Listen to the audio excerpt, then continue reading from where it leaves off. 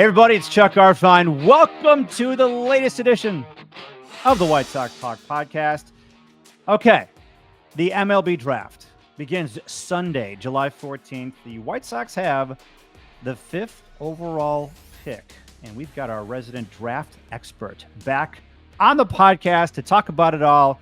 It is Jim Callis, senior writer for MLB Pipeline. You'll see him on Draft Day on MLB Network. He has been living and breathing the MLB Draft for weeks, for months.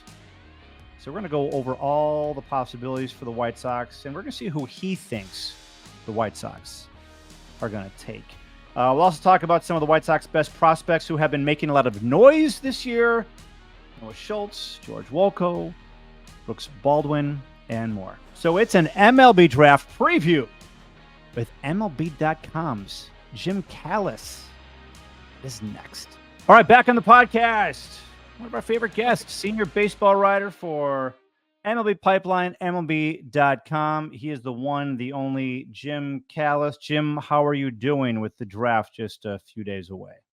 I'm hanging in there. This is probably the busiest stretch of the year for me, and I'm trying to keep my sanity at least through day 2 of the draft, which is Monday. So that's the goal. I have like 8 days of a lot of work, but it's fun. I enjoy it. It's also my favorite time of the year. The draft always is interesting to me, trying to line up the players, figure out who's going where, finding out exactly who is going where. So it is a lot of fun. Your job is to look into the future. That's what you do with prospects. That's what you do with the draft. So here on the pod, let's look into the future. The White Sox drafting 5th overall. This looks like a good top-heavy draft. You're going to be, I heard, in the top 10, you're in a good spot to get a good player. Do you agree with that? I do. I don't think this draft is as deep in the first round as you'd like, but the White Sox don't have to worry about that because they're picking 5th. There's a top tier of 2 or 3 players, and then I think there's 6 or 7 players who fill out that top 10. The White Sox, like picking at 5, they're not going to get Charlie Condon, the outfielder, third baseman from Georgia. They're not going to get Travis Bazzana, the second baseman from Oregon State. And they're probably not going to get Jac Caglianone, the two-way star, be a slugger when he enters pro ball out of Florida. They won't. I'd be shocked if like maybe Caglianone could get to 5, but I think it's unlikely. But everybody else could be in play, and there are some good players out there. All right, so mock drafts are all over the place that I've noticed. JJ Wetherholt, I've seen him going 1st. I've seen him going 5th. In your latest mock draft, June 24th, unless you have something newer, you have the Sox getting Konnor Griffin. Where do you stand right now? It's like I'm starting work on a new one today. I would still go Konnor Griffin as we record this. It's Wetherholt's interesting because coming into the year we had him ranked as a top-rated prospect, defending Division I batting champ, plus runner, was going to move to shortstop, had played second base, and he had hamstring issues last spring and during the summer. Popped the hamstring first series of the year, missed about half the year, wasn't 100% for a while, looked like himself. I don't think you really got a true read on him playing short, although I always say if you're questioning whether the guy can play short in when he's in college, he probably isn't going to be a shortstop in the big leagues. Now, the one exception that I can think of immediately, interestingly, is Paul DeYoung, who nobody thought was a shortstop and barely played shortstop, if at all, at Illinois State. So it does happen. But anyway, Wetherholt could go 1. If he goes 1, I think he's cutting a deal to go 1, with the Guardians so they could spread some money around. I don't think the Guardians are necessarily looking to save the most money. I think they're looking at the top guys and how much they're going to cost and balancing talent and cost. But I don't think Wetherholt's not going 2. He's not going 3. I don't think he's really going 4. So he's not going higher than 5, and he might actually go 7, 8, 9, 10. So the Guardians, he would take the biggest haircut at 1 of the guys who could go there on talent. So that's why you see him at 1, but you don't see him other than 5. I do think the White Sox like him a lot. He'd be a quick to the big leagues guy. I think you'd run him out at short, and fans may be saying, wait a minute, we just drafted a shortstop last year, in Gonzalez. you don't worry about that at this point. You just get who you think the best players are and you figure out what they're going to play. Because neither he or Jacob Gonzalez might be a shortstop in the long run. Gonzalez might be third base. You got Colson Montgomery, obviously. Wetherholt might be second base. You just take the best player and you worry about that. I do know they like Griffin a lot. And that's not that Wetherholt doesn't have a high ceiling, but it's a floor versus ceiling argument. You're pretty sure Wetherholt's going to hit. He's hit, top level college baseball, hit very well. I think, like I said, I think the biggest question is how much power does he have? Is he 15 homers? Is he 20 homers? And is he a shortstop versus second baseman? Griffin has the highest ceiling in the draft. I mean, he's going to sound ridiculous, Chuck, but he's your National Gatorade High School Player of the Year, which guys like Derek Jeter and Bobby Witt have won in the past. He's a potential 30-30 guy. I mean, he's got that much power. He's got that much speed. I think he stole 88 bases in 89 attempts this year. Now, granted, it's Mississippi high school, so take that what you will. He averaged, I think, about 3 steals a game. I believe the only time he got caught stealing, it was like trying to steal home. It was like nobody threw him out at second base. So anyway, he's crazy athletic. Oh, and by the way, he could be a plus shortstop or a Gold Glove center fielder. He's ridiculous. Now, the question with Konnor Griffin is there are some teams that, look at the swing data and the path, and they're like, I don't know that swing's going to work at the big league level. And it's interesting because if you looked at the top 9 teams in the draft, only 3 of them would take Konnor Griffin over the other high school guy. We have Griffin ranked ahead of Bryce Rayner, who's the number 2 high school guy on our list. Everybody would take the only 3 teams who would take Griffin over Rayner because of these swing concerns are the Guardians, and I don't think they're going to go high school. I just know, I believe they prefer Griffin to Rayner, but I don't think they're going to go there. It's the White Sox and it's the Pirates at 9. So theoretically, the White Sox, and again, I don't think they're necessarily looking to save money, but if you were to decide you're going to take Griffin, you might save a little bit of money. I don't know if you split the difference between the 5th pick and the 9th pick, but he might not go 9 if he doesn't go 5. And it's just, I think that's going to be the big discussion is not that you want to play it safe. And I don't want to make it sound like Wetherholt is, I don't want to make it sound like Wetherholt's Nick Madrigal, who's high floor, but you're wondering, he's got more power than that. He's a 15 to 20 homer guy, really good hitter, faster than Madrigal, better chance to play short than Madrigal. So I don't want to make it sound like Wetherholt. Wetherholt could be a 300 hitter with 15 to 20 homers. I don't want to make it sound like, he's got no ceiling. He does.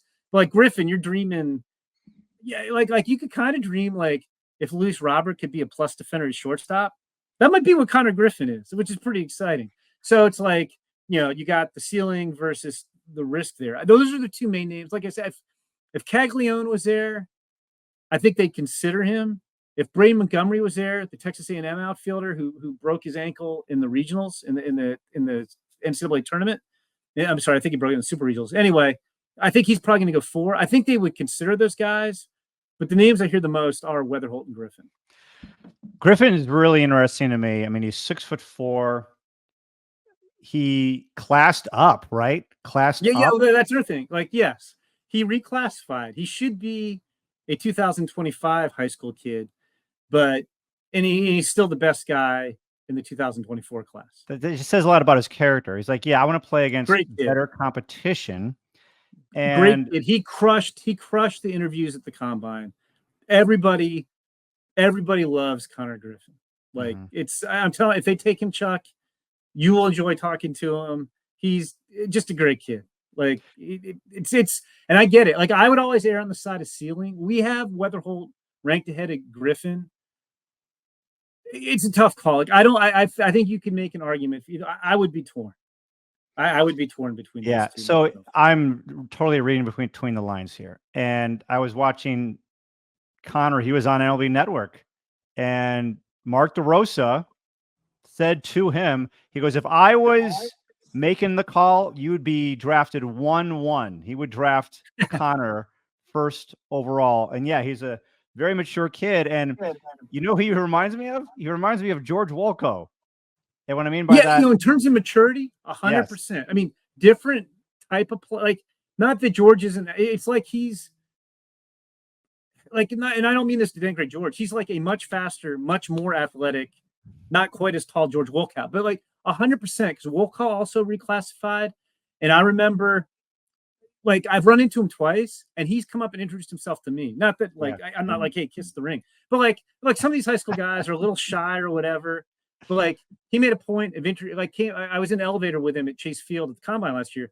He's like, oh, and he said he introduced me. He said, thank you for all the nice things you've written about me. He was like super polite, and I'm like, oh, well, it's really easy. You're talented. And then again at the unfortunately aborted spring breakout game between the Cubs and the White Sox, where it rained us out and we didn't get to play the game, he came up in the dugout and said hi. So yes, he's like incredibly mature, comfortable, great personality. That's a great comparison from a personality standpoint, also somewhat from a tool standpoint. But yeah, Konnor Griffin's tremendous. So it'll be. I wouldn't take him 1-1. There's some really good players in this draft. I wouldn't take him quite 1-1. Wetherholt versus Griffin would be really tough because I like the air on the side of ceiling, and I think Wetherholt's got a high ceiling too.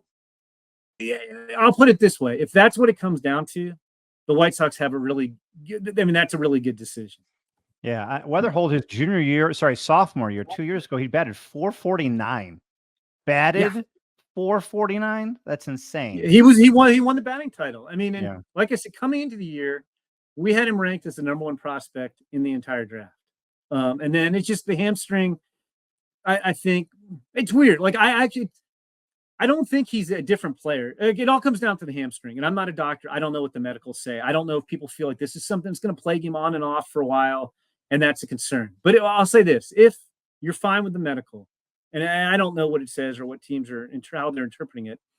Everybody's talking about Travis Bazan, and Travis Bazan is a great player. JJ Wetherholt is very similar to Travis Bazan. He's not going to cost you as much. I think they're equals hitters. I think Bazan's got a little bit more pop, although I don't think the Pac-12 was great that year. Like Bazan hit 20 homers this year.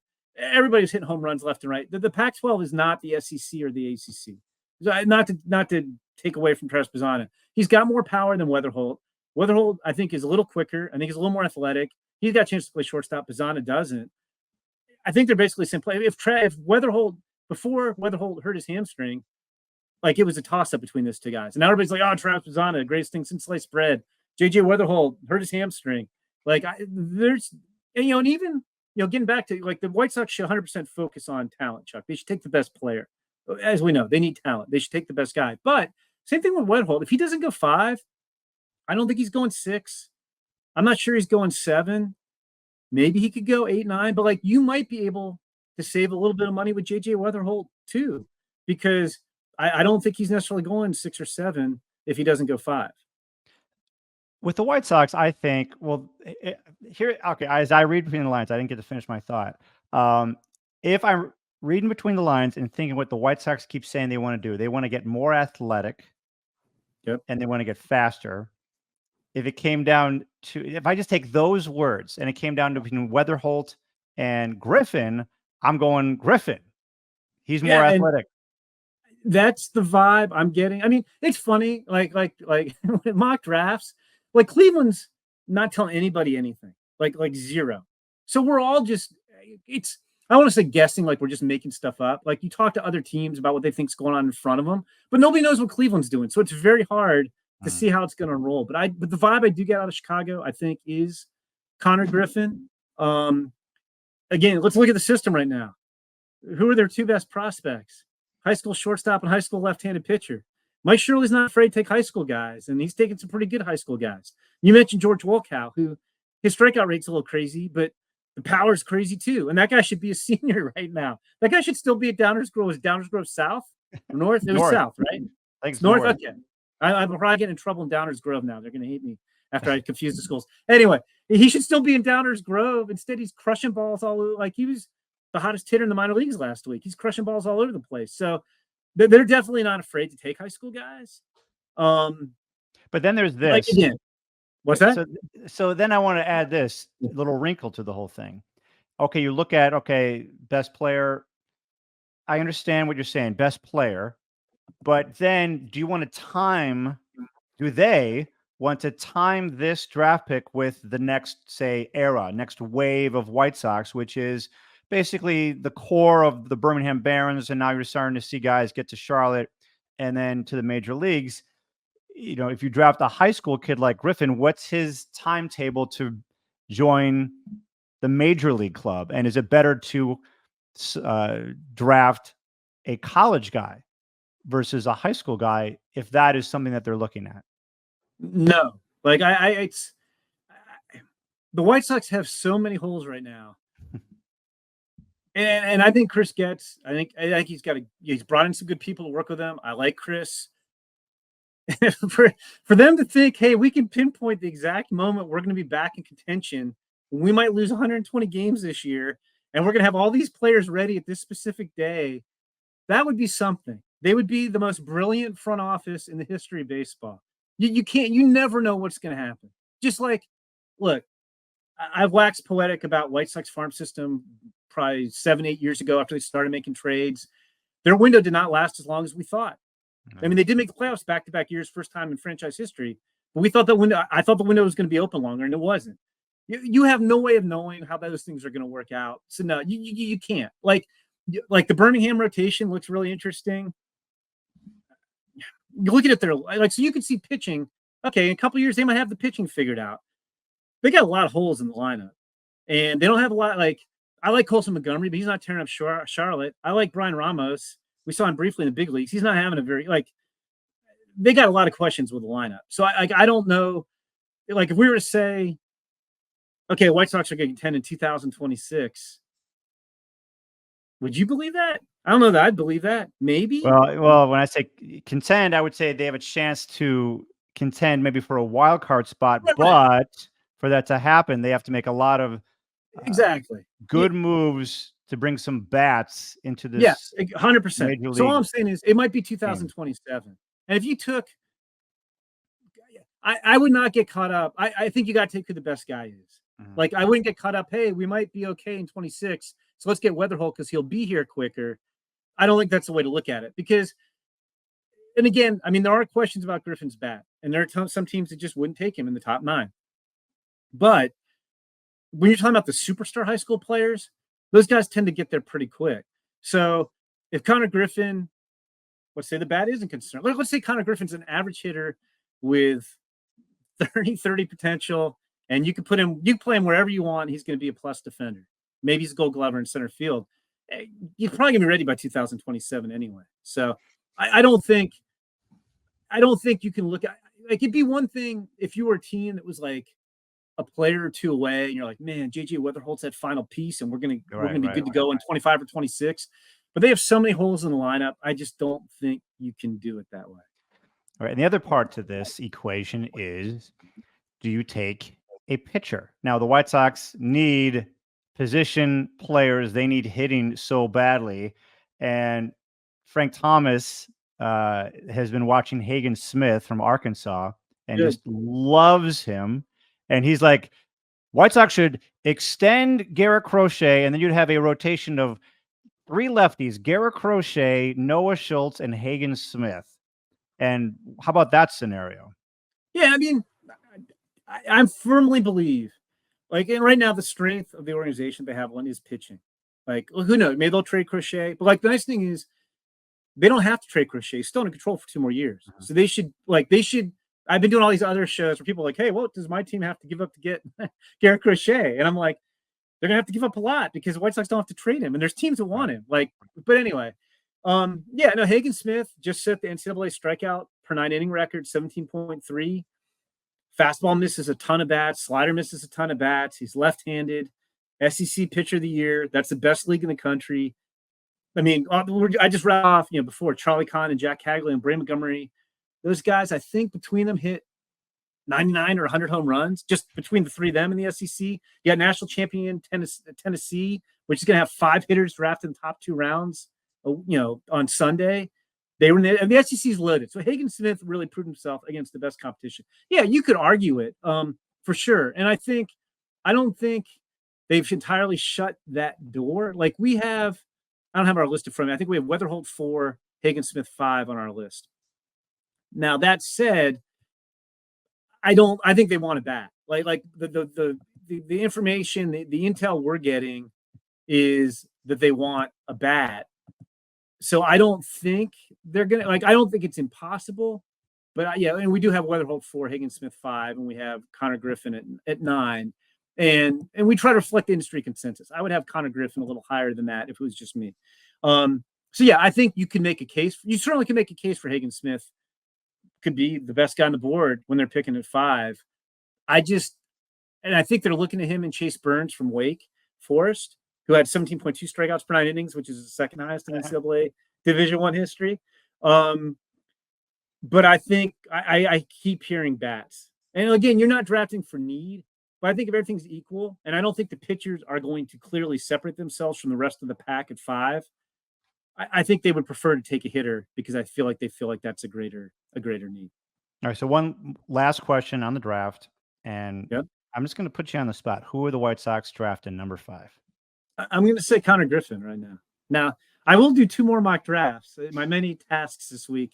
I have a mock draft coming out Thursday evening, and then a mock draft coming out, they would hope Saturday evening, but it'll probably be Sunday morning. Like it'll be the wee hours in Sunday morning.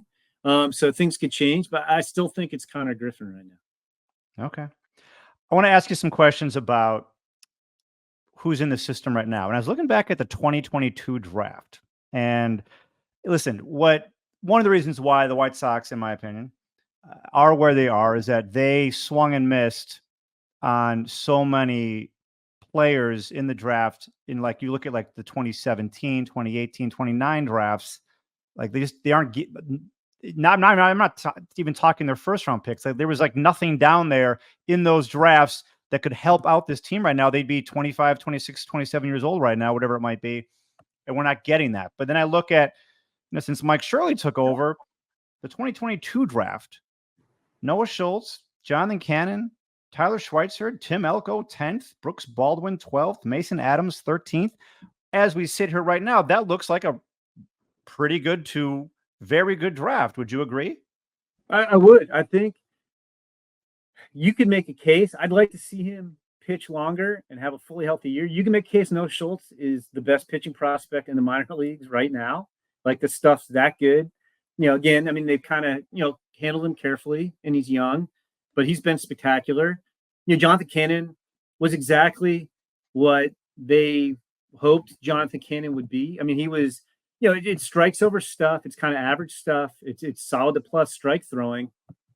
But at the time they took him, they had no, I don't know who you would call in the organization at the time that you would refer to as like a polished advanced pitcher. And they scored with him. He's been exactly what they thought he would be. Schweitzer, it's kind of the same thing from the left side of the plate. And, he hasn't advanced as rapidly as Cannon, but he's been that guy. Brooks Baldwin, who they just promoted to AAA, that guy can just play. Like the White Sox love him. Scouts love him. I don't know that he's going to be a star, but I'll bet you Brooks Baldwin's in their lineup. Like he can play a bunch of different positions. I'll bet you he's in their lineup at some place next year. And shoot, Chuck, it might be this year if he keeps playing like he has. I think he really could. And then Mason Adams. Nobody ever talks about poor Mason Adams. That guy's really good. He's really good. He broke out last year. He's having a great year this year. And he's on that Birmingham staff where everybody's a big time prospect and has a higher pedigree. He's really, really good. Like I think he's, our order gets set. We set our White Sox list at the beginning of the season, and then we adjust guys as they graduate. So like Jonathan Cannon will graduate off the list in a couple of days. So he'll disappear and we'll add a guy. And so Mason Adams is 19th on our White Sox list right now. When we revise it after the draft and after the trade deadline, I don't have it all worked out in my head. He's got to be in the top 10. Like that guy, his curve is really good. The rest of the stuff's probably fringy to average, but he throws strikes and he commands it. That draft looks really, really good. And I still have hope. Payne Pallette, who they drafted coming off Tommy John, he would have been a first-round pick. He's having kind of a rough year. It's still early in his career, but and Tim Elko. I respect Tim Elko, Chuck. But Tim Elko's almost 26 years old. He's like 25 and a half right now.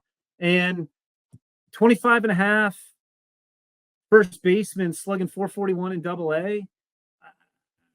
I don't he might get at bats on the White Sox while they're figuring out what their lineup is. He might be Daniel Palka. Is that what you're saying? What's that? He might be Daniel Palka. Like maybe a little better than that. He'll Like hold down the fort until someone else shows up.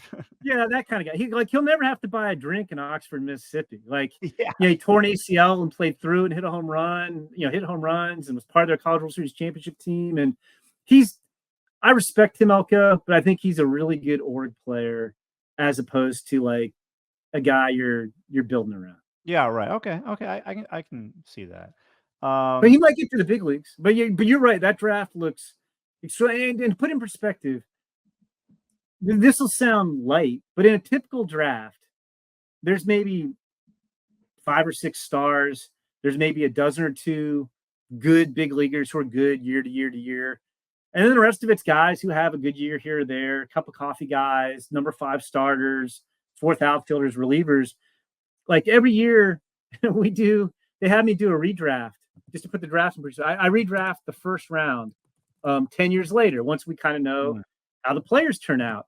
And it's funny because the guy, like, just for give you an example, I'm calling up like this year, like 2014, there were 34 first round picks. My 34th best player in the draft was Brock Burke. Number 33 was Ryan Yarbrough. Number 32 was Eric Swanson. Number 31 was Jeff Hoffman, who I think just made an all-star team. Number 30 was Austin Gomber. Number 29 was JD Davis. Wow. I won't keep going on. But I'm saying those guys, if we were redrafting 2014 today, we'd be like, yeah, that guy's a first round pick. And like, so if you get the average team gets one, not even star, like one, if you get a good player out of a draft, one good player and a couple complementary players, you're doing better than most teams are. And so anyway, like we still have to see how those guys play out. But like Noah Schultz looks like he's a superstar. John, like they might get, it's pitchers, but you might get 2 good starters or useful starters out of Jonathan Cannon, Tim Schweitzer, and Mason Adams. Brooks Baldwin, he's something. I'll bet you Brooks Baldwin, I don't know if he's going to be an average regular or a good bench player. I'll bet you Brooks Baldwin plays in the big leagues for an extended period of time. Like that draft, again, we have to see how it plays out. But I think that's going to be a pretty good draft. Yeah, that's how it looks right now. And Jacob Gonzalez, who was drafted in the first round by the White Sox last year, really struggled, but this year he's come on big time. Where do you stand on Jacob Gonzalez and what kind of major leaguer he could be, certainly after the season he's been having? Now he's in Birmingham.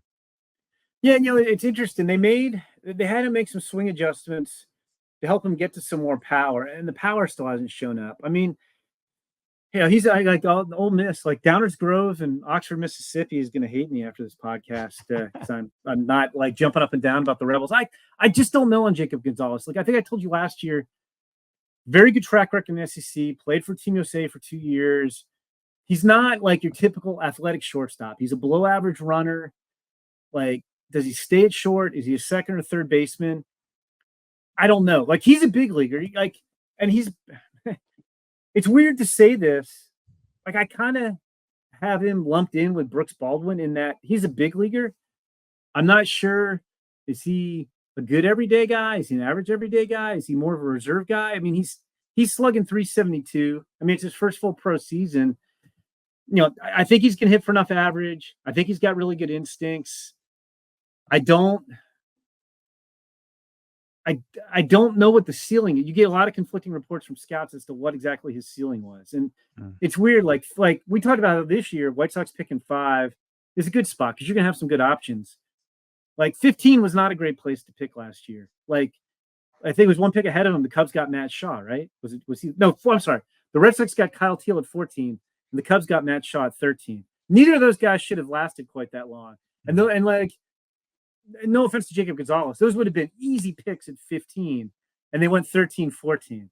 So like that was just kind of tough. Like if the White Sox had picked a spot or 2 higher, no offense to Jacob Gonzalez, they could have gotten it. Like right now, Kyle Teal, Matt Shaw are top 30 prospects overall in all of baseball.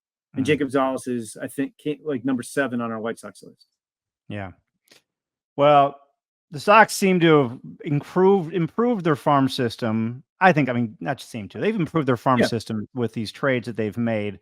But it's now comes down to when will these guys all get here? We're starting to see that with Drew Thorpe and Jonathan Cannon. And yeah, you mentioned Baldwin. That would be quite a move for him to go all the way to the major leagues this year. But he's been really impressive so far. No, and Edgar Quero was in AAA with him. Yeah, Quero's bounced back. I was going to say, Baldwin. I should have lumped him in with Mason Adams, in that, like, they're the two underrated guys. Baldwin's 24. I hedged my bets on him a little bit. I want to see how he did at higher levels, and he's played well at higher levels. He's got good instincts. He can run. I really like Brooks Baldwin. He too.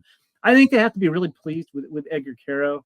When they made that trade, they didn't really have a catcher of the future in the system, and I think we talked about this last year.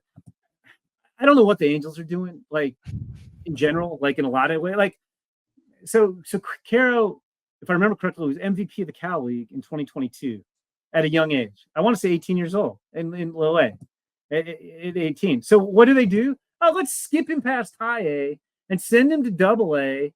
I guess he was 19 open season. He turned 20 in April, but he was still, they skipped him a level for no reason.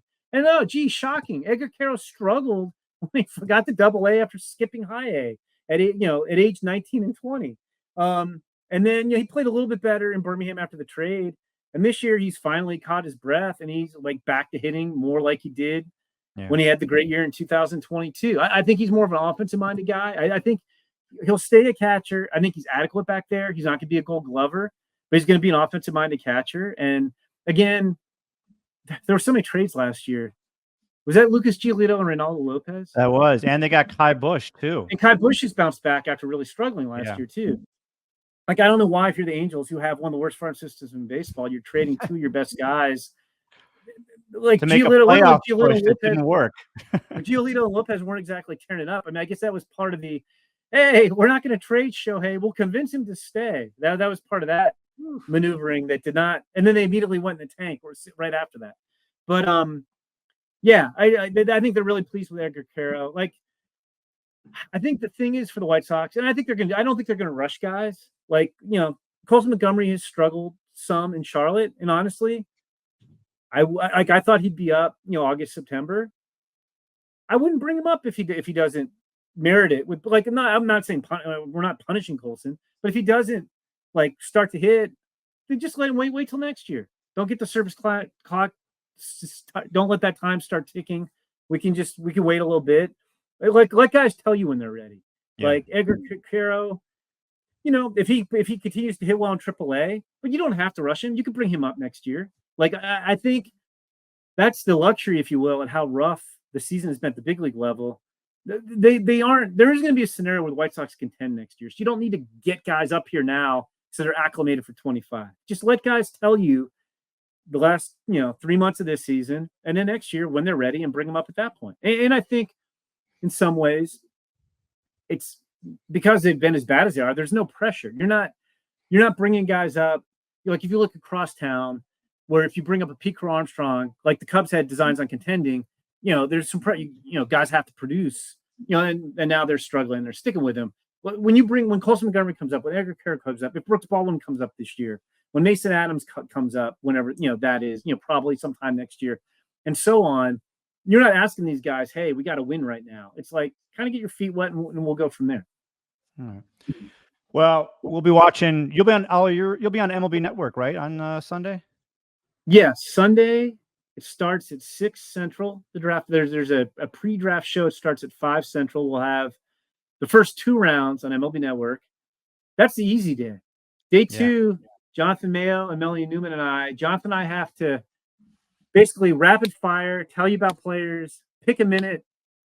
How many picks? Rounds 3 through 10. So it's 240 or so picks. Pick a minute, and just like name comes out, we spit up 30 seconds, 40 seconds of what we know about the guy, and then boom, on to the next guy for, I think it's 5 or 6 hours. That'll be on MLB.com. So people can watch that there. And then day 3 is the easy day. That's rounds 11 through 20. And we just sit there in case the feed goes down. We have to fill time. But otherwise, it's just going to be teams picking names one after another without commentary.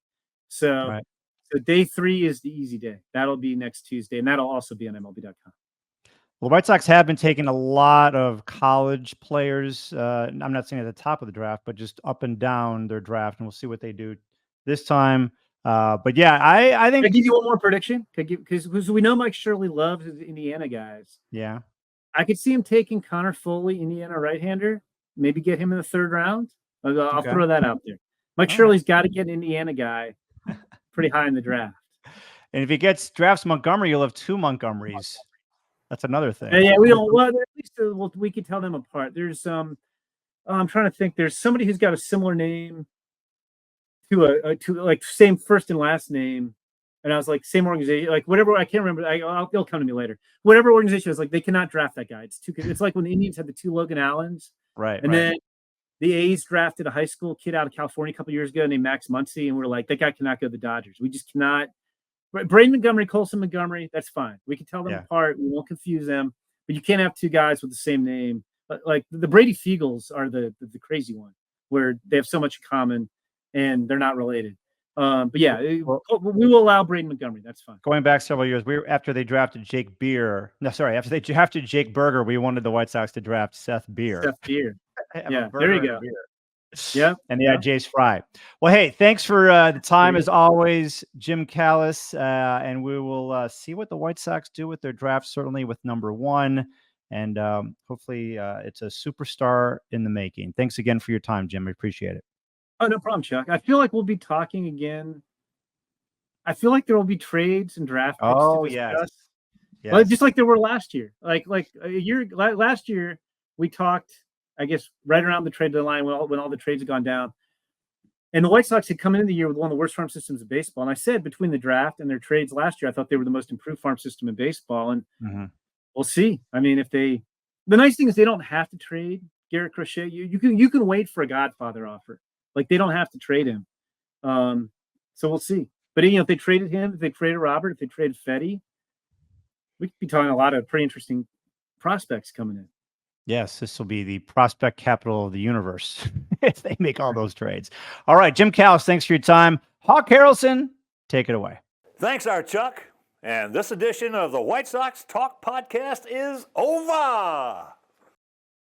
Congrats, you finished the video. If you want to build on that success, download the NBC Sports Chicago app. It's got highlights, exclusive insights, and push alerts tailored to you. Everything you need to be a real Chicago sports fan. Download it now.